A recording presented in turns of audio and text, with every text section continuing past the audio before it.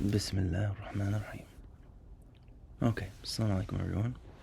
Welcome to another session of Lisān Lab, where we continue a conversation about language while being very conscious about the fact that we're using language to do that.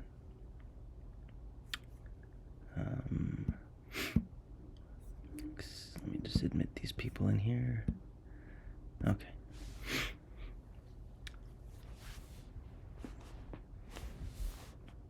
So,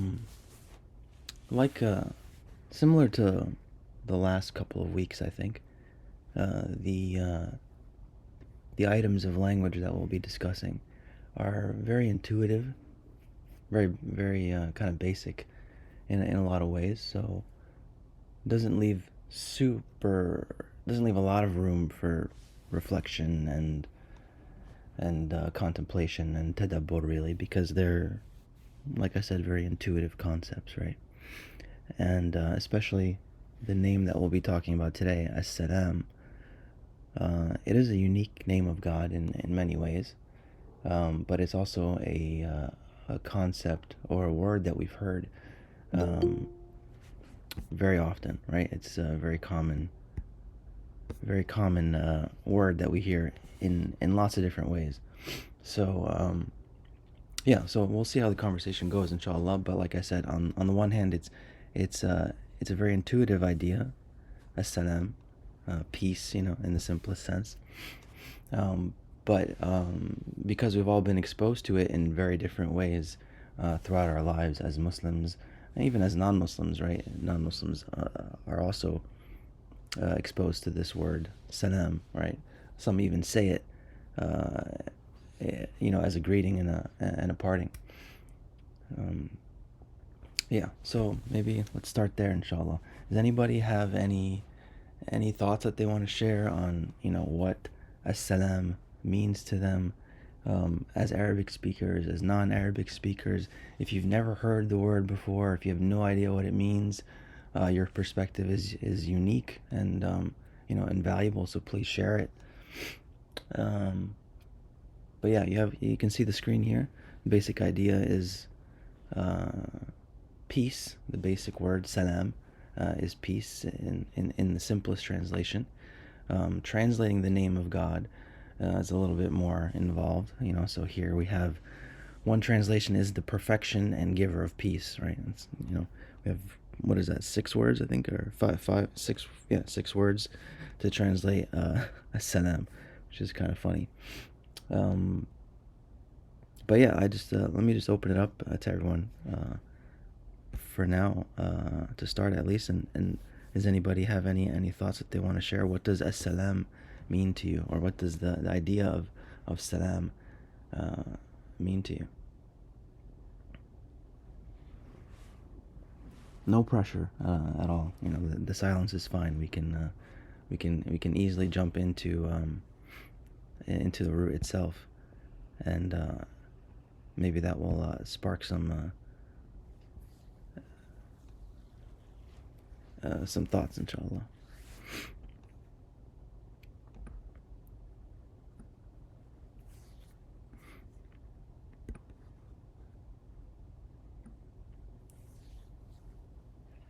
Sorry, are you speaking yet? Because you're muted.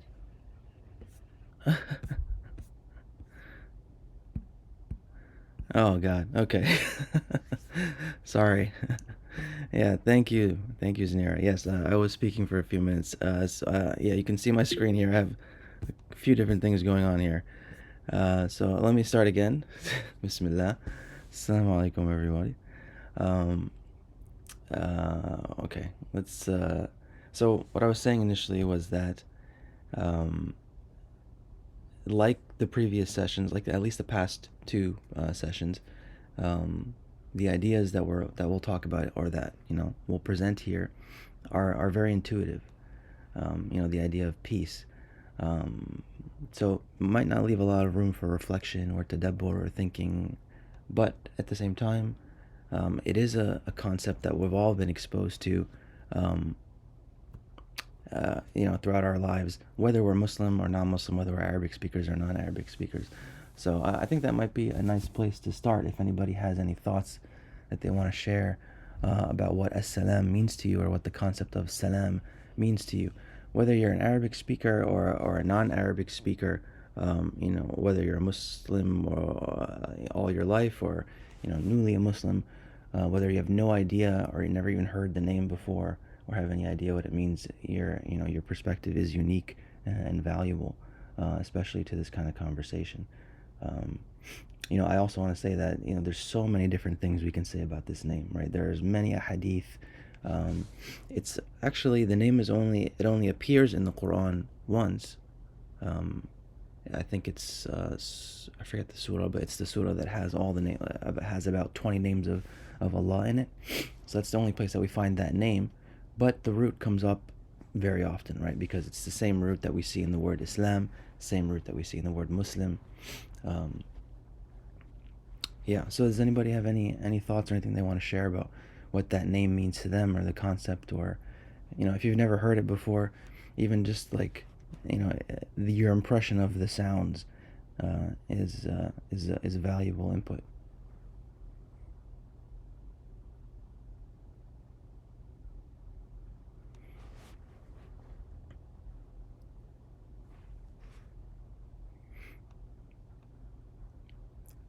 خير إن شاء الله. So for me, I guess it invokes like a wholeness. I guess here it says sound, which means like, being whole and complete.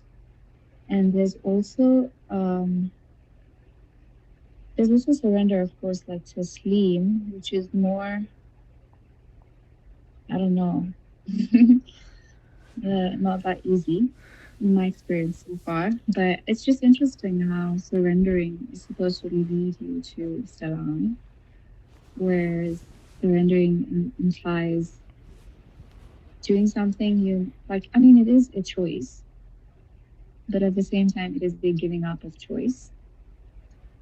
So I don't know, there's just like a paradox there that's like supposed to mean, which is kind of like what Islam is, right? Like you give up certain choices, but out of choice, out of your will.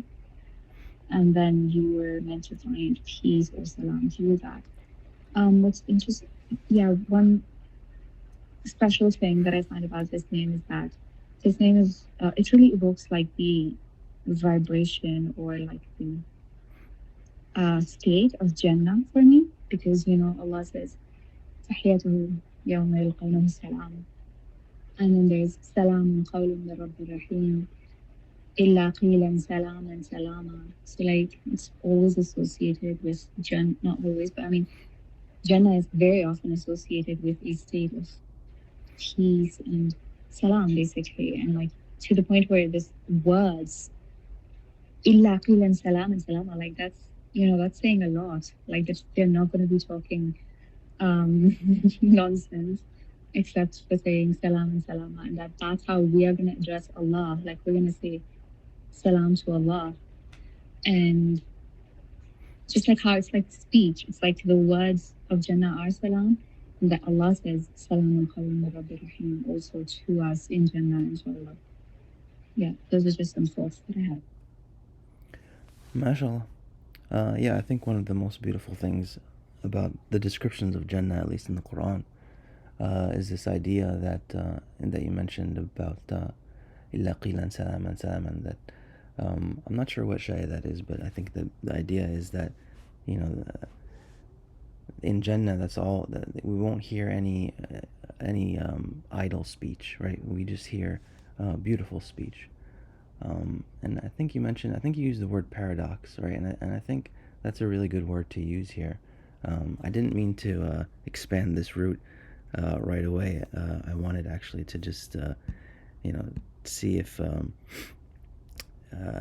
see what people think before I shared anything. I wanted to kind of not influence anybody. But yeah, I think that's a good word to use, paradoxical, in a way, right? Because I think there's a lot of misconceptions, about the root, right, or about some of the words, right? Like, what does it mean to be a Muslim? What does Islam mean? Right? I remember, I'm about 40 years old, so Um, when I was probably around like 9/11, I guess that's I don't even know how many years that is now, maybe 15, 20 years ago. There was a lot of discussion in the news about what is Islam and is it really a religion of peace, as we say. Um, and Does the word Islam mean peace, as some people say, right? I remember some newscasts were saying, "Oh, it doesn't mean peace." That's kind of a misconception, and that is true to an extent. Islam does not necessarily just mean peace, um, and it doesn't also necessarily just mean submission either, which is kind of the way they try to spin it in the news stories, right? That like Islam is about blind submission, right? Just kind of trying to paint Islam as like kind of like a cultish kind of like a thing where you just there's no thinking and you kind of just go in there and submit yourself, and really both ideas are incomplete, right? Like there's no there is no truth to either of them alone, right? The ideas are together in in language, in the Arabic language, at least. Um, and I think there's also uh, something to reflect on when it's the word that we use, right? Assalam, right? We say assalamu alaikum as Muslims to greet each other. Um, and It's the same word that's the exact same word that is the name of Allah, right? Allah is as-salam. He is salam, right? He is peace and submission and all of these ideas. He is that. He's the source of that. Uh, so yeah, I think that's also a bit paradoxical in a way, right? Because we use the word so often, and it's also a name of Allah. Um, any other thoughts anybody has before I kind of dive into some of the ideas here? Maham? Yeah, so for me, I think it invokes this kind of feeling of like ascending. So it's like something that becomes so light, and because of like the peace and the kind of security and the purity that is descending into the being because of like how because of like the name and the effect of the name, like it almost makes you light as a feather and you start to kind of like ascend. And that reminds me of I know that the word silam, which is like a ladder, is part of it does link with this as well, and it shares the same root. Um, and that kind of like it's like it's not just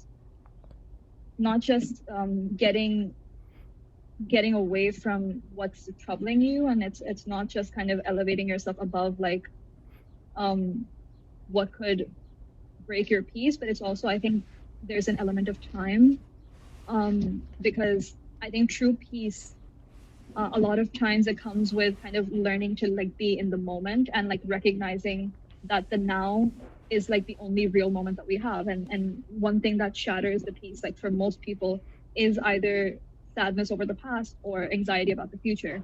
And not being able to ground yourself kind of really puts you in this kind of perplexed and distraught state. But then I think salam, it kind of gives you that strength and that inner like resourcefulness, and it really brings you back to the present moment and makes you enough. Because I think one of the reasons we escape into the present or the past is because like there's some kind of dysregulation within us that is making us not be able to stay with the present moment, to like just be with yourself. Like that's the only real moment that you have, but it's also like where you are the strongest and the you're kind of like it's your most pure state, like your most pure presence, like you're fully present in that moment if you can kind of come to that moment fully.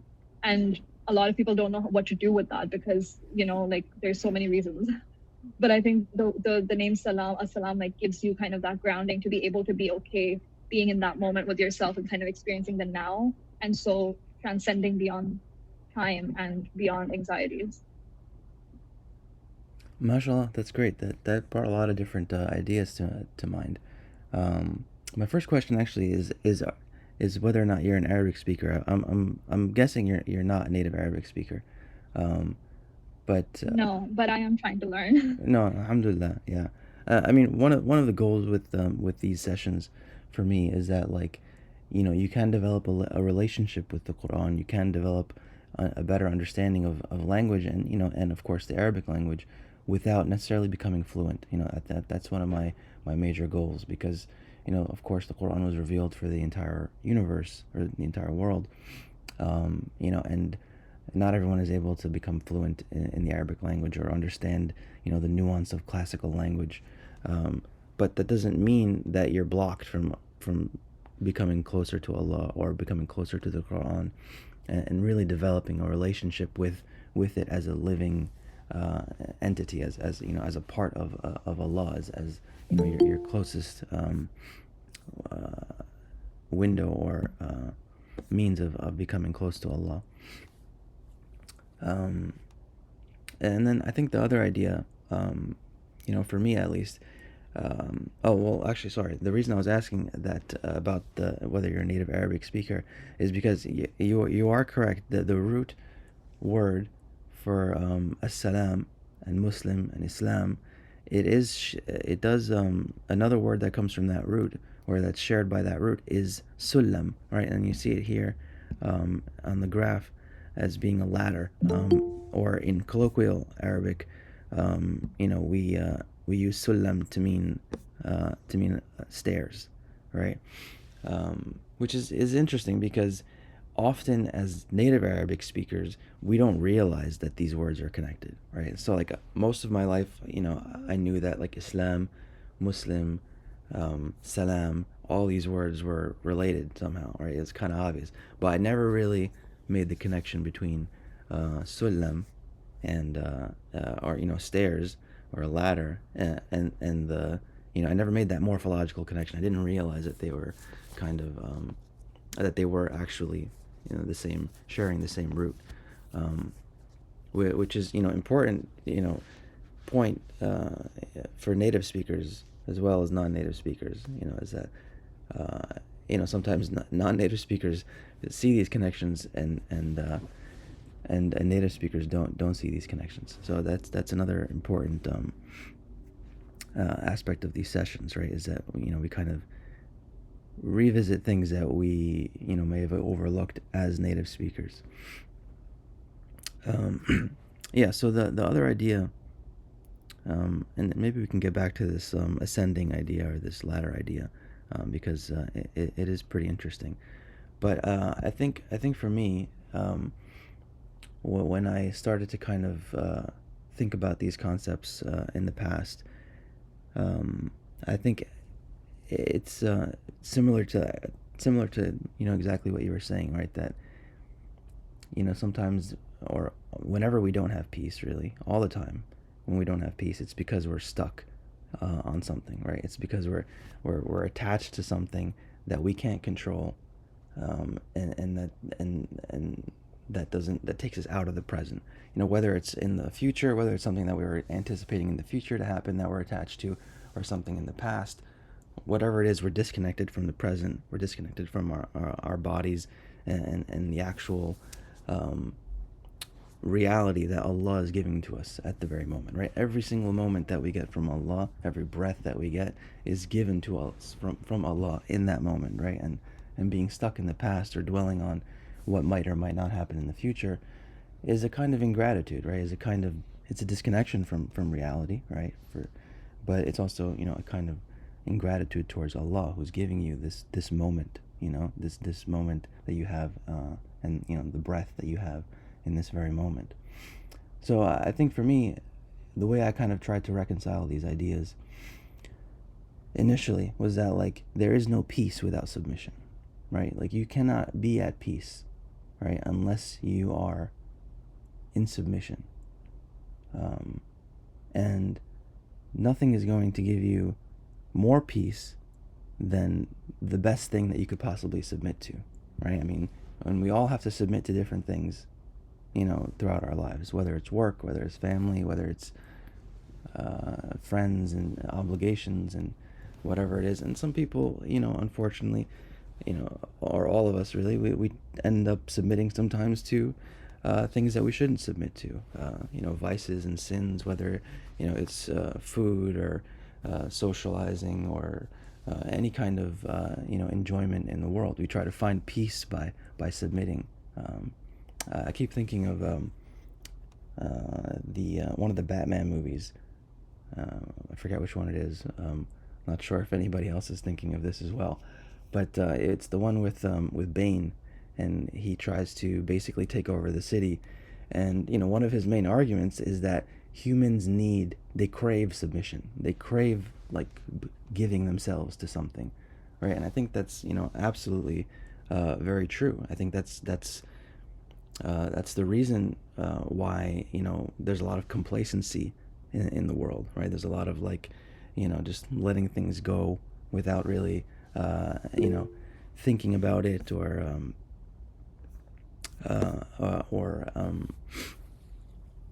or wanting to make any change, right? Because we just want to kind of give in to the status quo. We don't want to change. We just want to kind of submit and not think about anything else. And so I think that's a huge thing to think about as Muslims, right? It's a huge thing to think about as a human being, obviously, but if you are a Muslim, right? If you have submitted to the will of Allah, if you do say that I am a Muslim and I am a believer in Islam, or I am a member of Islam, then you have to face that reality, right? That like you're letting go everything else and you're submitting to the one true Creator, and that's the only way that you can find any peace, right? It's through that kind of submission. I think there's a hand raised, or there was a hand raised. Yeah, it's me again. No, feel free. If there's any silence, please just anybody feel free to jump in. Yeah, no, I really love what you were saying about like wanting to submit to something, because I see that so much, and I see it in poetry. I see it even in if you read on and you look at the stories of the other nations and everything, there is kind of like an essence of them all looking to submit to something. But the weirdest thing is that when something is given to them to submit to, like, okay, this is a criterion, this is like, these are like the rules, this is like, they don't want to submit to that. And it's like the greatest tussle of that seems to be with Bani Israel, like in the Quran, where they're like, give us this, give us that, we want answers and stuff like that. But then every time they get an answer, they're like, we not that answer though, it's just like, right. And I think it's because we want to submit and we want to follow something, but what's real, what comes with real love and real rahmah comes anchored with truth. And I think truth is like the most powerful form of love. And it's so simple because you really need to have like a kind of contemplative silent stillness.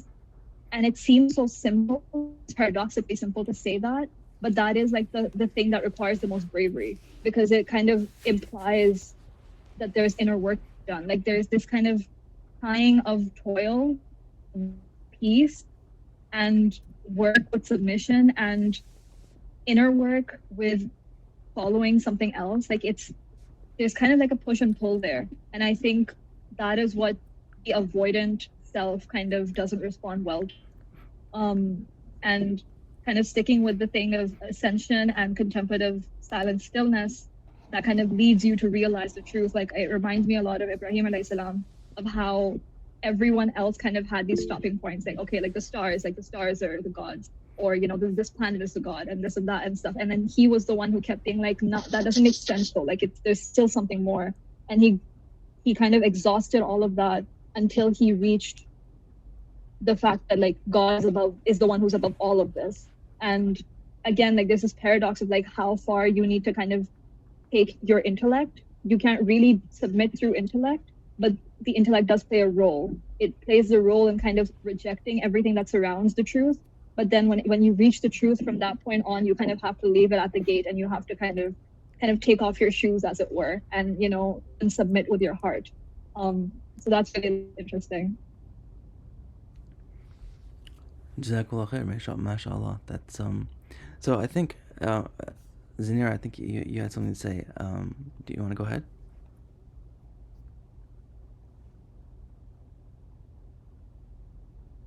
No? Okay. Um, so one thing I want to kind of try and do with these sessions actually is Sorry, go. no, go ahead if you I don't want you to lose your thought if you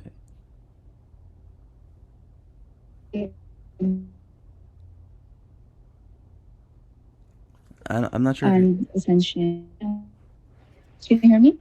it's breaking up a little bit. Try again. How's this? That's yeah, that's good. Okay, so I was thinking also about like the idea of the ladder and what that has to do with peace and surrender. And what Mahan said about ascension really like, I don't know, hit a chord with a personal experience basically about with surrendering, and that also links to Ibrahim alayhi salam. And I was thinking that, I mean, I was at this point where I was brought to or guided to do something that I really did not want to do. I was, let's say, my nafs was, I don't want to say I was, my nafs was really rejecting it. It was like, there's no way that I could do this. It was just something, giving up something that I, really held dear. But then I knew that it had to be done and that God wanted me to do it. And then as I did it, I felt kind of like small, right? Like I felt when you say this thing about like Aslim, for instance, like surrender, and I felt it within me as if like God wanted to put me to put my head down. Like, that's the imagery of Aslam is like sujood for me. But then when you do that, and I had to do it because I wanted to do it. I mean, I guess God wanted me to do it, and alhamdulillah, I was guided to do it. But as I did it, I realized I wasn't becoming small and I wasn't lowering myself. I was actually ascending. Because when we do sujood, we're actually the closest we can be to God, even though it appears that we're really low and we're lowered ourselves to the ground, but actually we've raised ourselves really high. And so there's also the back paradox of like giving up or surrendering your free choice. And I thought I wanted to bring this up in relation to a couple of ayat that I saw. فإن حاجوك فقل أسلمت وجهي لله ومن اتبعني. And I was thinking, what does this mean? Like this, I don't want to say a metaphor because Quran is, I think it's a reality. Aslamtu wajhiya lillah. Like I submit my face to Allah, but wajh can also mean, and that for me also meant like change in direction, like wajh as in wajha also. And then again, it says about Ibrahim alayhi salam, إذ قال له ربه أسلم قال أسلمت لرب العالمين. And that also kind of reminds me of what Mahan said about, like wanting to submit to random things or like just having, I guess, a desire or maybe an innate need perhaps or instinct to submit to something. But this is so deep because it says أسلمت لرب العالمين, that I'm actually submitting to the one who's the Lord of everything, because everyone is submitting to something. So I might as well submit to, the greatest. So yeah, I was just wondering, there's just so much about Aslam here. فَإِنْ حَاجُّوكَ فَقُلْ أَسْلَمْتُ وَجْهِيَ لِلَّهِ وَمَنِ اتَّبَعَنِ فَقُلْ لِلَّذِينَ أُوتُوا الْكِتَابَ وَالْأُمِّيِّينَ أَأَسْلَمْتُمْ فَإِنْ أَسْلَمُوا فَقَدِ اهْتَدَوْا وَإِنْ تَوَلَّوْا فَإِنَّمَا عَلَيْكَ الْبَلَاغُ وَاللَّهُ بَصِيرٌ بِالْعِبَادِ. And it's just like, yeah, Sorry. like, did you submit? And if you submit, I don't know, there's just so much going on. But I just wanted to bring up that thing about submitting your face or surrendering your face and what that means.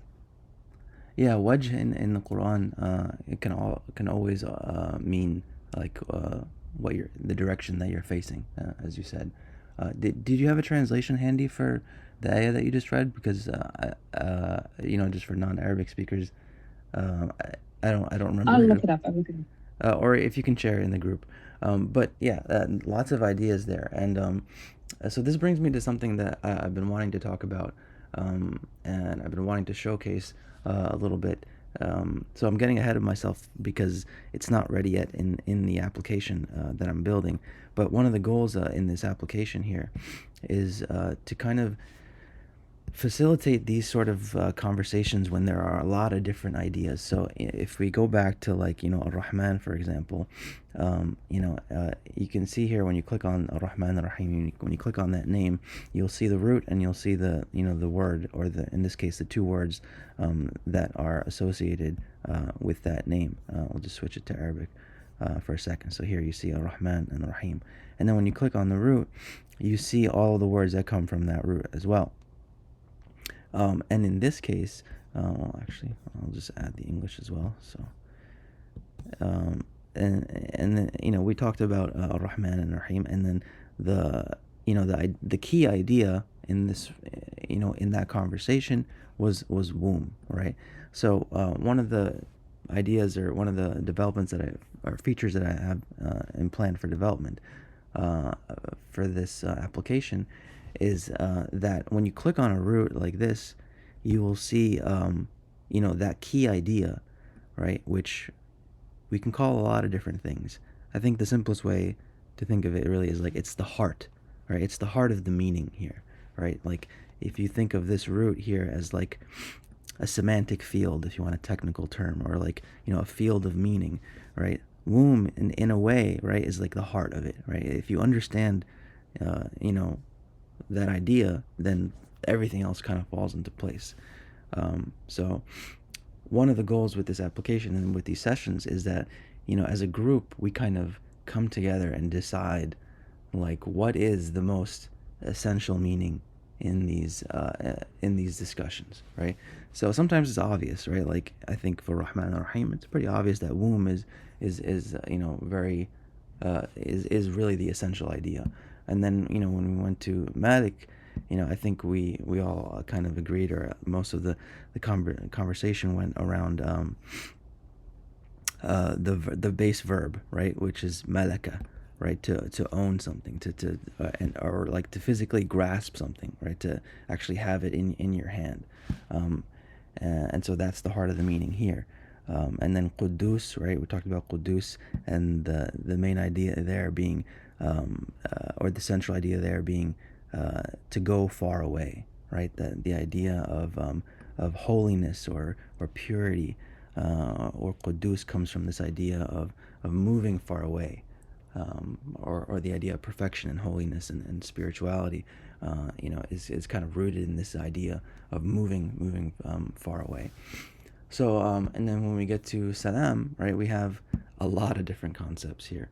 And if you ever play around with this app, you can filter these things a little bit. So if you don't want to see so many words, it's a little bit hard to read when there's Arabic and English, so I might remove that feature.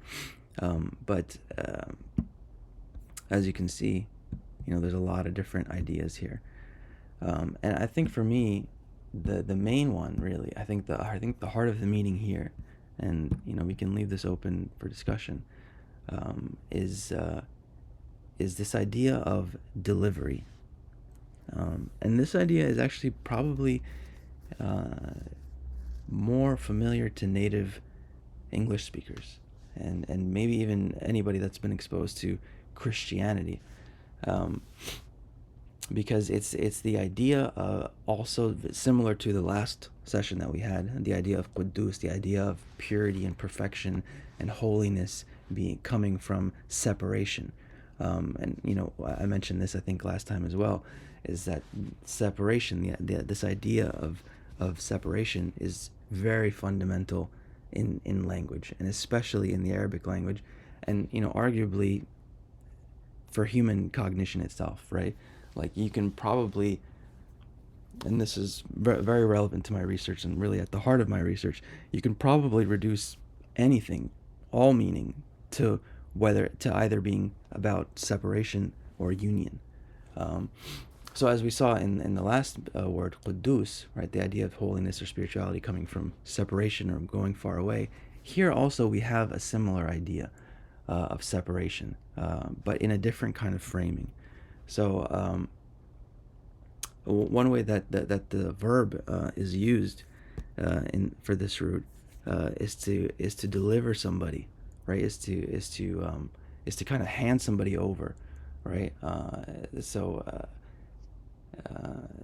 yeah, that's one of the basic ideas. Actually, in colloquial Arabic, sometimes we even use this root to mean to borrow something from somebody, right? You can say "salimhu li," right? Like, uh, you can let me borrow it, right? Is another way of saying that. And I think this is related to some of the ideas that were floating around, and also related to the idea of a ladder or stairs, right? And that there's a movement happening, right? You're going from A to B in some place. Um, yeah, so sometimes these abstract ideas are tied down to something very concrete, like when we have with the womb, for example, right? That's a very concrete idea. The essence is clear. And then sometimes the tie isn't as concrete, right? So here, for example, there isn't anything that's very concrete the way a womb is. But there's lots of different ideas, and it just kind of goes to show the beauty and the expansiveness and the unlimitedness of language, uh, so to speak. Um, so let me just stop there for a second and see if anybody has any thoughts. Could you expand the note that has Solomon's ants? Because I'm kind of interested in that. Sorry? Oh, Could you Solomon's expand ants. the Oh, note that has Solomon's ants? Yeah. oh, yeah. I didn't even notice that. Yeah, I mean that's another cool thing about this app is that sometimes I don't really. Um, okay, so this is just kind of an offhand example, but I think there's red ants apparently, and in Arabic they call them Naml Sulaiman. I don't know why they call them the ants of Solomon.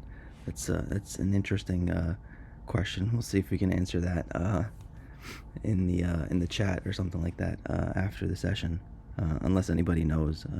But very obscure.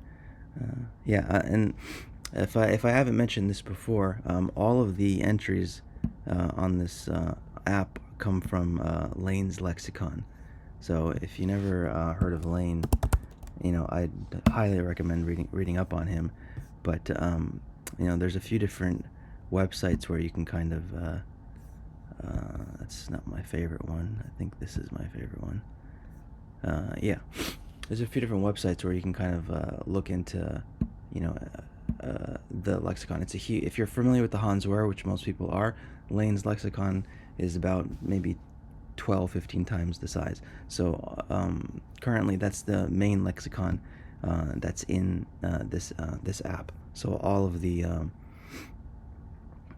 entries that you see, they come from Lane's lexicon. And just to give a little bit more background, Lane, he was commissioned by the King of England at the time, I think in the late 1800s, to translate all of the old Arabic lexicons. So that's what he did. He died before he finished. I think his son finished up after him, but he literally did not leave his apartment for 13 years before he towards the end of his life when he was working on this translation. And the beautiful thing about it is, you can see here, some people find it a little bit difficult to read because there's a lot of different like abbreviations and stuff. But if you ever look at any of these entries, or if you ever look at any of the other websites that have Lane's lexicon, when you see these letters here, like SK, S, M, these are all references to the lexicons that he was translating. So like Saha'ih, I think is one of the main ones. Qamus is one of the main ones, and these are all very well-known lexicographers. And he spent his entire life translating it. So again, a couple more thoughts I want to share, I think, before we close. I'm not sure how much time. Okay, we have about 15 minutes, I think. But yeah, I think we can probably find a way to pick a root word here, or the heart of the meaning here. If people have some opinions there, I would love to hear it. And I think we can maybe even flesh out this idea of of delivery and submission and peace. Right, all those ideas are really one idea in this root. right? This idea of surrendering, this idea of delivering something, this idea of soundness, uh, or an ascension even, right? I think that's a really beautiful idea, that when you submit, you're not actually lowering yourself. You are ascending. I think that's a beautiful idea. Well, of course, obviously, what we mean is when we submit to Allah, right? When we submit to Allah, you're not. If you submit to anything else, you're lowering yourself, maybe, right? But if you submit to Allah, He's the creator of the universe, the creator of creation. And then that in that case, you're elevating yourself.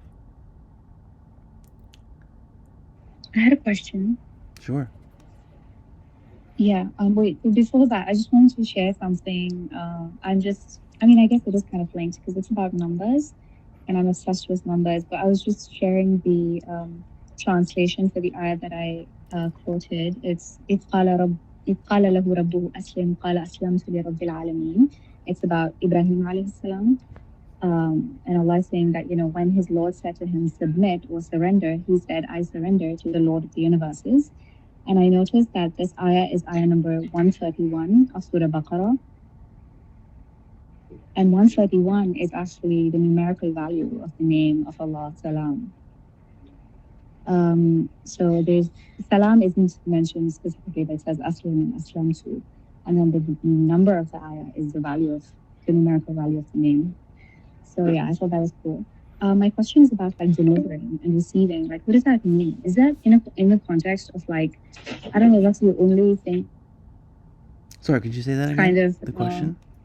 The only thing that so what does it mean to salim huli? What is that? What's the context of that? Is that in the context of slavery? Is that in the context of prisoners of war? Those are the only contexts that I can think of. I'm not sure what it means to deliver somebody or to receive somebody, I guess. Surrender is really kind of the base idea. Let me switch it back to Arabic here because it's a little bit there. This is color coded, so you can see that the pink, the lightest pink is phrases, and then the red are nouns, and then in between here, these orangish kind of colors are the verbs. So aslama here can mean to surrender. But yeah, the context that is correct that you were saying is usually in the idea of giving somebody up, right?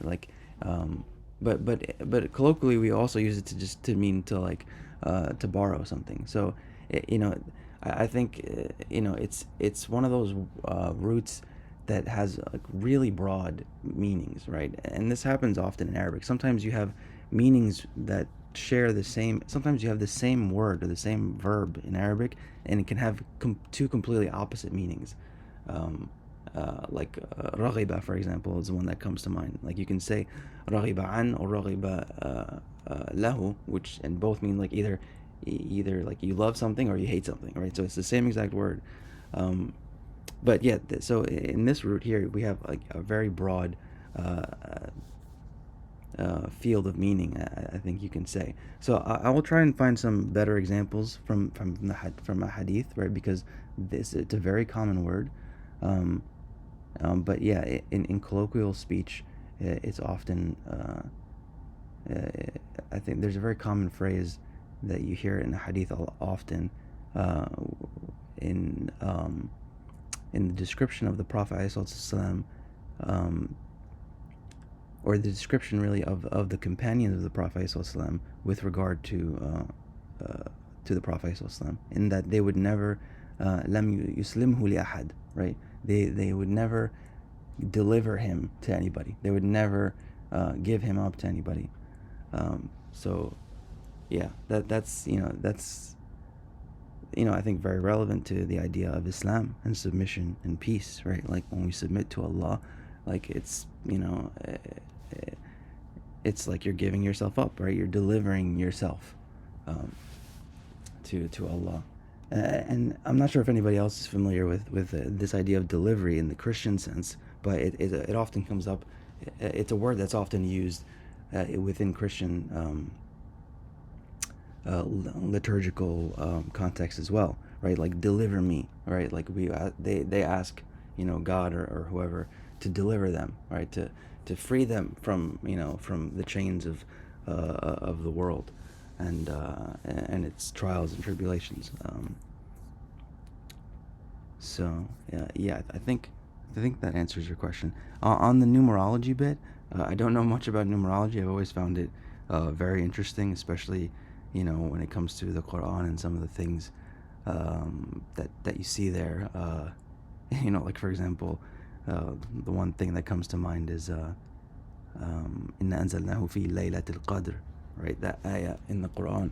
Indeed, we have sent it down during the night of power, or the night of determination, and that word "night" is the 27th word in that surah, which I always found, you know, it's very very interesting. I mean, some people don't like these sorts of things, and they say it's just coincidental and you shouldn't rely on it. But I think there's a beauty and a symmetry to the Quran that's undeniable. So yeah, if you have Sorry, any, that reminds me that that's also in that surah. That night is also a manifestation of this name. Salamun hiya oh hatta right, matla'il yeah, fajr. yeah, yeah. Yeah, that you're reminding me. I mean, this session, especially, and all of these words are reminding me repeatedly, about my goal with this with these sessions. Right? It's not like your traditional like halaqa or circle where we're talking about like Islam and hadith and ayahs and stuff like that. This is really just about like trying to understand language at its most basic and fundamental uh, level, right? So we're not going to get into everything. We're not going to get into all the different words, all the different cases, or all the different ayahs where this word appears. I did have something I wanted to show. Actually, you just reminded me. So I don't know. Not sure if anyone's familiar with this website, but this is where you can kind of look up roots and words in the Quran. So I just had these tabs saved here. This is Ar-Rahman, and here we see 339 times the root appears for the root for Rahman Rahim. And then Malik was the next one, 206 times, and then Quddus only 10 times. And then when we get to Salam, the root for Salam, 140 times. So lots of different uh, um, manifestations of this root.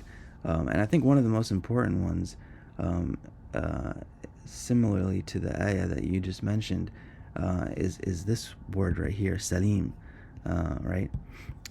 Why? Because Allah says in the Quran that the one thing that you have to do, right, is when you die, you go to Allah biqalbin salim. Illa man atallahu biqalbin salim. I'm forgetting where in the Quran that is, but Allah says in the Quran that the only people that are saved are those who come to Allah with a sound heart, a heart that is free of imperfections or impurities. And I guess that's one idea that we kind of did not discuss, but it's this idea of soundness. And like colloquially, we still use the word salim to mean that, right? Like, we say something is salim if it doesn't have any defect in it, right? If it doesn't have any faults in it. Yeah. So salim is another frame or another angle. Soundness is another kind of angle that we can see present in this root.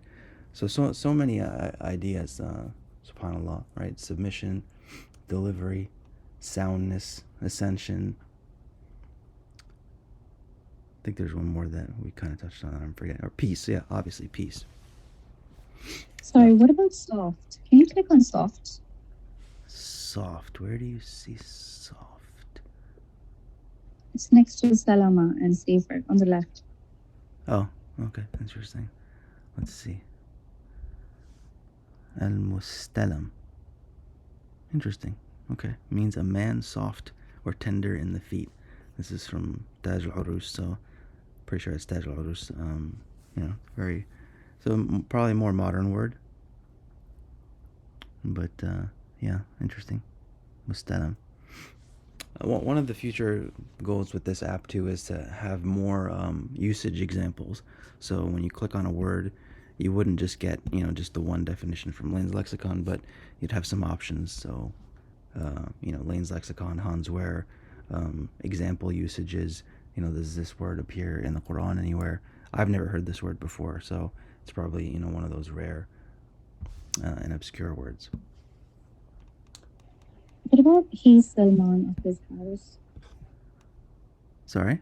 Oh, he is Salman of his house. That is an interesting one. Huwa Salman Baytihi. He is the special or particular friend of his house. Interesting. Yeah, Lane also, he does include some hadith sometimes, but make sure you take it with a grain of salt because they're not going to be verified. Some of them will be famous and well-known hadiths, and some of them might not be. This is interesting. Yeah, I'll have to look into this one a little bit more. I'm not sure what this reference is about, or what this entry is about, but I'll look into that and I'll share what I find with the group. There was something else that I forgot to take a note. That one I won't forget, but there was something else if someone can remind me later. Since we don't have too much time, just the last thing that usually we end on is just kind of a look at the form of the word. Let's switch back to Arabic real quick, just so we can see here a little bit better.